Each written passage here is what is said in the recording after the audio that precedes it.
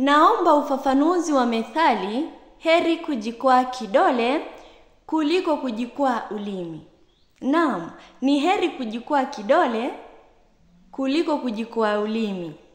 Unapotembea kisha ujikwae kidole, huenda utapata jeraha, lakini baada ya muda lile jeraha litapona. Hata utalisahau. Wakati mwingine hata hupati jeraha, inakuwa ni uchungu tu ambao pia huwa ni wa muda, kisha unasahau.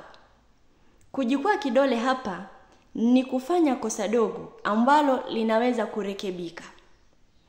Kujikwaa ulimi ni kule kutamka maneno yenye kero, maneno yanayoudhi, maneno ya kudunisha. Na unajua Waswahili husema neno likishatamkwa halirudishiki mdomoni.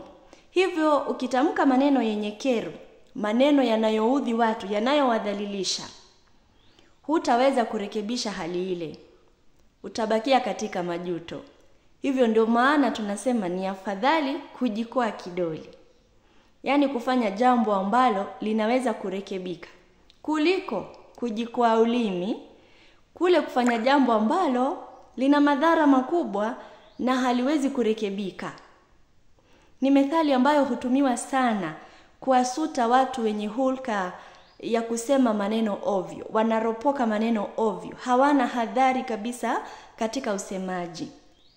Kuna methali nyingi ambazo zinalingana nayo. Kwa mfano tunasema kwamba msihadhari hujifunga kwa ulimi wake. Yaani usipochunga maneno unayotamka utajiletea matatizo.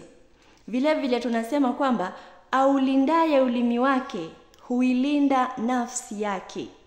He who guards his tongue guards his soul.